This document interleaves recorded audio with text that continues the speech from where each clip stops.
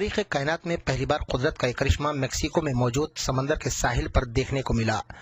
दुनिया ने आज तक जुड़वा इंसान और जमीनी जानवर देखा था।